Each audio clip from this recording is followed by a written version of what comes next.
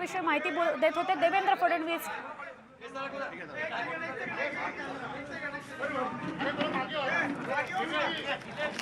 हायकोर्टाने राज्य सरकारला दणका दिलेला आहे आणि त्यावर विरोधी पक्षनेते देवेंद्र फडणवीसांची प्रतिक्रिया आपल्यापर्यंत पोहोचेल काही क्षणामध्ये।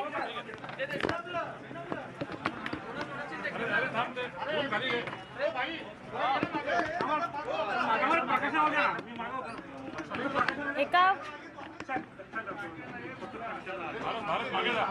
कृषी विषयक पुस्तिकेचं प्रकाशन ते करतायत, पण अर्थातच ते प्रतिक्रिया देतील याविषयी की नेमकं जो दणका राज्य सरकारला कारशेडवरून मिळालाय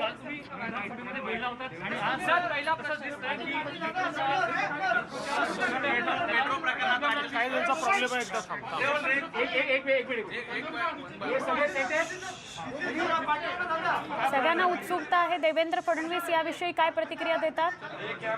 मोठा गराडा झालेला आहे।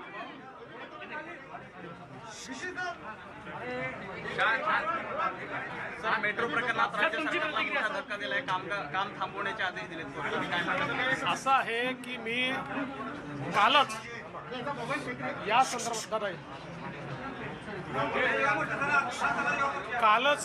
संदर्भात सभागृहामध्ये परिस्थिती स्पष्ट केली होती की अतिशय इल्लीगल ऑर्डर या ठिकाणी जो राज्य सरकारने MMRDAला ती जागा देण्याचा दिलाय तो चुकीचा आहे आणि स्वतः सौनिक कमिटी जी राज्य सरकारने तयार केली होती त्या कमिटीतही ते नमूद करण्यात आलं होतं। तथापि केवळ इगो करता या ठिकाणी तशा प्रकारचा ऑर्डर काढण्यात आला।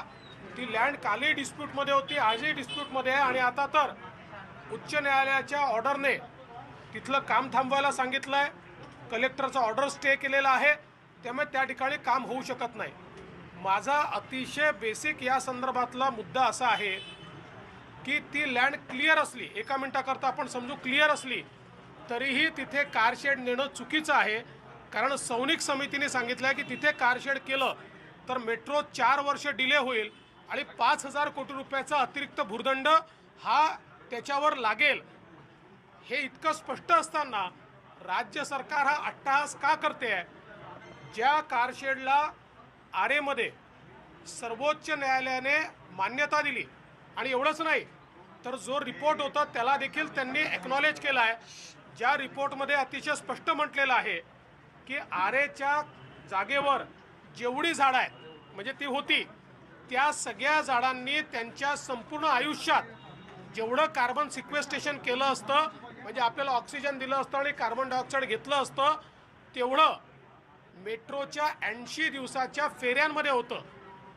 एवढंच नाही तर सौनिक समितीने क्लिअर कट सांगितलं आहे की त्या ठिकाणी होणारं मेट्रोचं जे काही डेपो आहे हा ग्रीन आहे, त्याच्यामुळे पर्यावरणाची हानी होत नाही आणि त्याच्या अगेन्स्ट सौनिक समिती रिपोर्टमध्ये हे देखील आलेलं आहे की आता आपण जिथे नेतोय तिथे पर्यावरणाची हानी होणार आहे। आणि मग असं सगळं असताना केवळ आणि केवळ आपल्या इगो करता अशा प्रकारे मुंबईकरांना मेट्रोपासनं वंचित ठेवण्याचं काम हे सरकार करत आहे। आमची आजही मागणी आहे की आपला इगो सोडा आणि सुप्रीम कोर्टाने आपल्याला आरेची जागा दिली आहे, फार थोडी जागा आता लागणार आहे, ग्रीन कारशेड त्या ठिकाणी होणार आहे, पर्यावरणाची कुठली हानी नाही आहे आणि मुंबईकरांना 2021 साली मेट्रो आपण देऊ शकतो, त्यामुळे ते तात्काळ दिली पाहिजे अशा प्रकारची आमची मागणी आहे। आणि मला असं वाटतं की अक्षरशः राज्य सरकारला चपराक कोर्टाच्या निर्णयाने बसली आहे। सर, मुख्यमंत्र्यांनी ज्या पद्धतीने घाईघाईने याचा निर्णय जाहीर केला, काय करत होती त्यांना मुख्यमंत्री अधिकाऱ्यांनी चुकीचं ब्रीफिंग केलं होतं की त्यांचा आपला इगो होता? मला असं वाटतं की काही अधिकाऱ्यांना हे लक्षात आलं की मुख्यमंत्र्यांनी आरेमध्ये कारशेड न करण्याचा इगो केला आहे आणि त्याचा फायदा घेऊन त्यांना पूर्णपणे चुकीचं ब्रीफिंग करण्यात आलं आहे। त्यांनी त्याची कुठली शहानिशा केलेली दिसत नाही।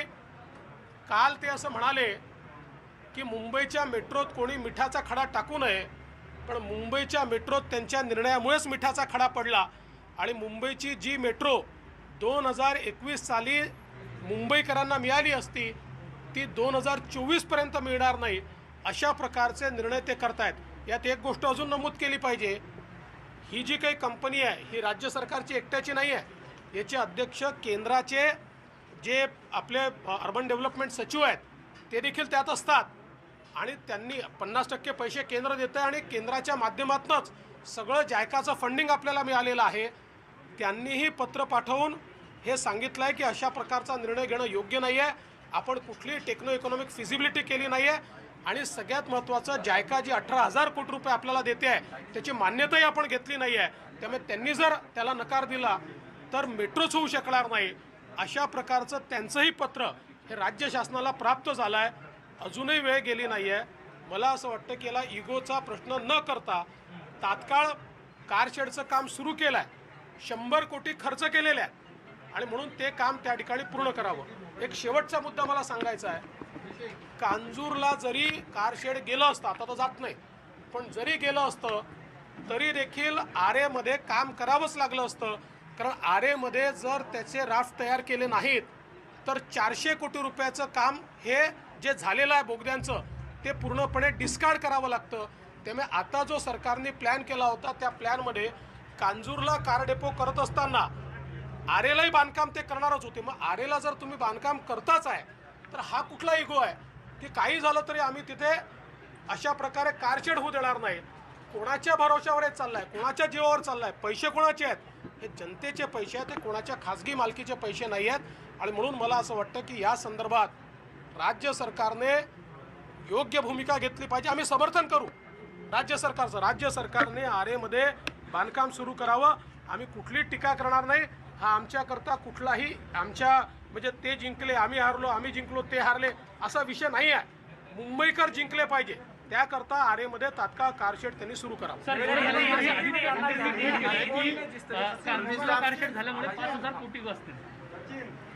असं आहे की काही लोकांची सवय अशी असते की आम्ही चित झालो तरी आमचं बोट वर होतं.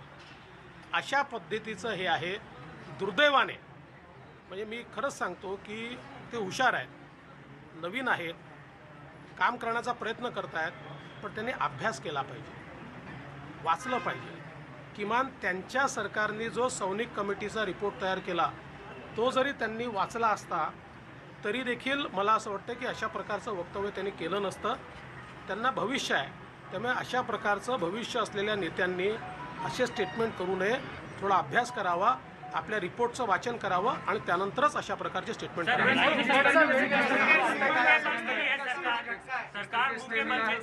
देखिए, मैंने कल भी विधानसभा में ये कहा था कि जो मेट्रो का कारशेड है इसको आरे में कारशेड तैयार करने के लिए हाई कोर्ट ने, ग्रीन ट्राइब्यूनल ने और सुप्रीम कोर्ट ने मान्यता दी.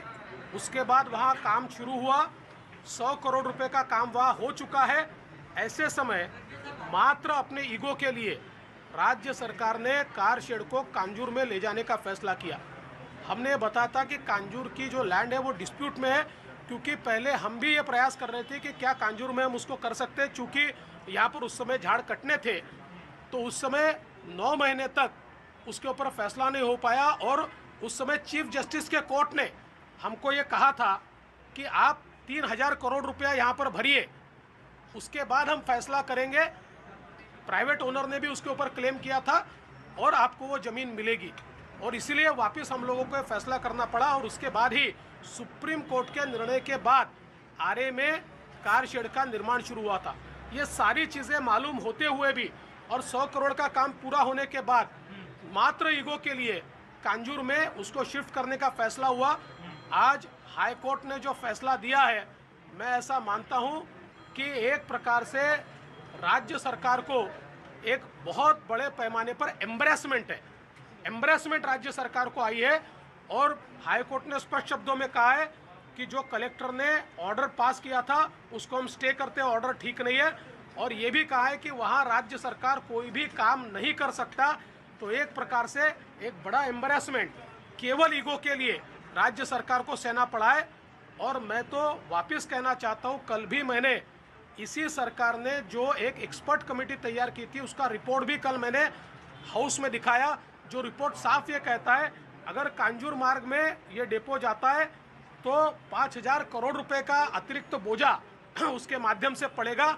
और इतना ही नहीं, तो जो 2021 में मेट्रो मिल सकती है वो मेट्रो 2024 तक नहीं मिलेगी।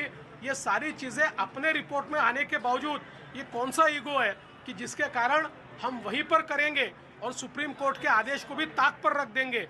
इस प्रकार की ये परिस्थिति ठीक नहीं है। मुंबई के लिए काम होना चाहिए, मुंबई करो के लिए काम होना चाहिए। मुंबई करो की मेट्रो है, पैसा महाराष्ट्र का है, हमारे देश का पैसा है, ये किसी के घर का पैसा नहीं है। इस प्रकार से उसको जाया करना ये ठीक नहीं है। सर, हे सरकार आल्यापासून गेल्या वर्षभरात एकही कोर्टला कोर्टात किंवा कोर्टात जिंकलं नाही. कसं बघताय तुम्ही? देखिए, आदित्य ठाकरे युवा है, नए नए मंत्री बने हैं। हमारी अपेक्षा उनसे ये है कि उन्होंने जनहित में काम करना चाहिए, हमारे प्रदेश के हित में काम करना चाहिए। और सबसे बड़ी बात, जो युवा होते हैं, पढ़े लिखे होते हैं, उन्होंने कम से कम रिपोर्ट्स को पढ़कर बात करनी चाहिए। उनके ही सरकार ने 4 लोगों की कमेटी तैयार की थी, अखिलेश सौनिक उसके हेड थे। ये 4 लोगों की कमेटी ने दिया हुआ रिपोर्ट अगर वो ठीक से पढ़ेंगे तो ऐसी बात वो नहीं करेंगे। सरकार आल्यापासून एका वर्षात कोर्टात एकही निर्णय टिकला नाहीये. मराठा आरक्षण असो, नीट एक्झाम असो किंवा आजचा आरएस असो. असं आहे की याकरता सरकारलाच दोष द्यावा लागेल, कारण कुठलीही गोष्ट विचारपूर्वक करायची नाही, कायदेशीर करायची नाही, आपल्या मनात आलं तसं वागायचं, हे सरकारचं चुकीचं आहे. कालही मी सांगितलं, अर्णब गोस्वामीच्या केसमध्ये किंवा कंगना रनौतच्या केसमध्ये त्यांच्या वक्तव्याशी आम्ही सहमत नाही आहे, परंतु देशातल्या कायद्याप्रमाणे तुम्हाला त्यांच्यावर कारवाई करावी लागेल.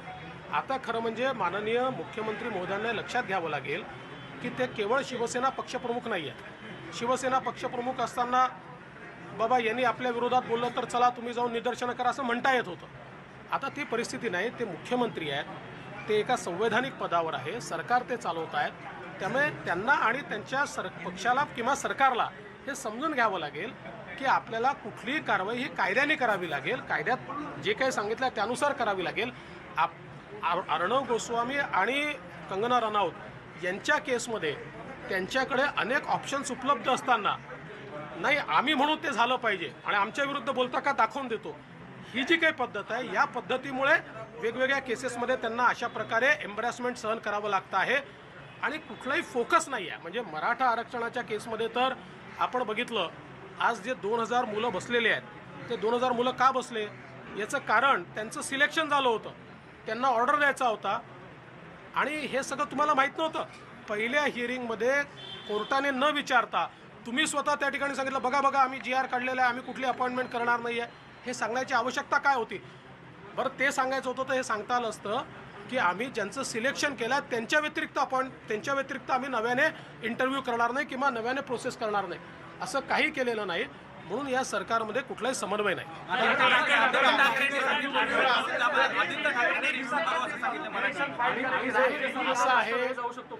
असं आहे रिव्ह्यू केल्याने देखील काय फरक पडणार आहे? जी फॅक्ट आहे ती एस्टॅब्लिश झालेली आहे. मला असं वाटतं की कुठेतरी सत्य स्वीकारून पुढे गेलं पाहिजे.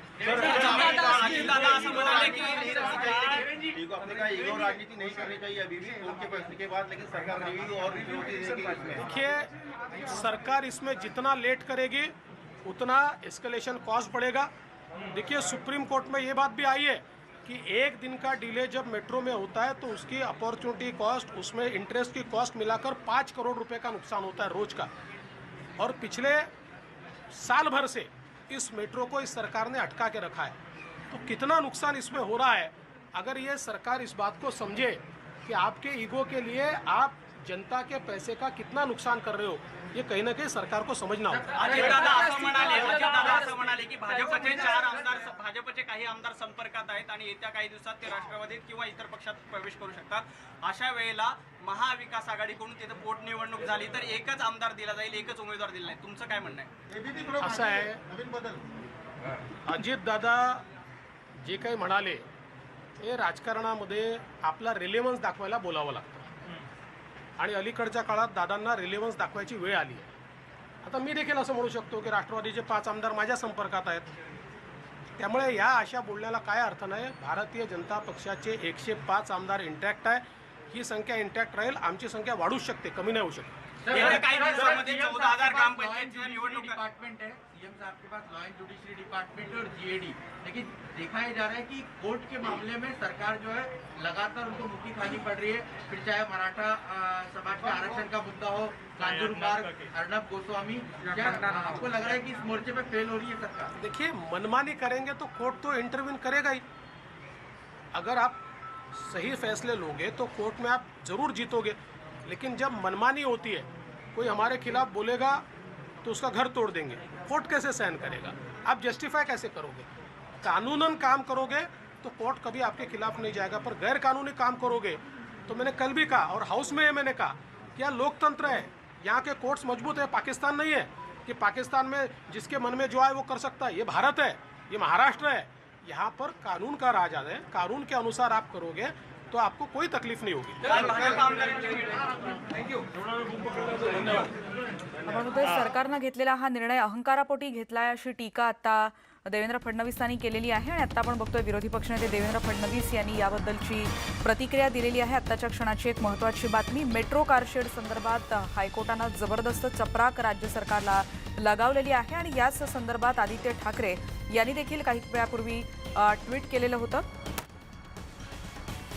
आदित्य यांनी अहवाल वाचावा असं देखील आता टीका करताना देवेंद्र फडणवीसांनी म्हटलेलं आहे। देवेंद्र फडणवीसांनी आत्ताच्या सरकारला एक सनसनी टोला देखील लगावलेला आहे। आपल्याला माहिती आहे, काल देखील देवेंद्र फडणवीसांनी भाजपची आणि त्याचबरोबर आधीच्या सरकारनं याबद्दल काय काय प्रयत्न केलेले होते आणि या सगळ्याची पार्श्वभूमी विधानसभेमध्ये सांगितलेली होती आणि त्याबद्दल आता त्यांनी पुन्हा एकदा प्रतिक्रिया दिली आहे।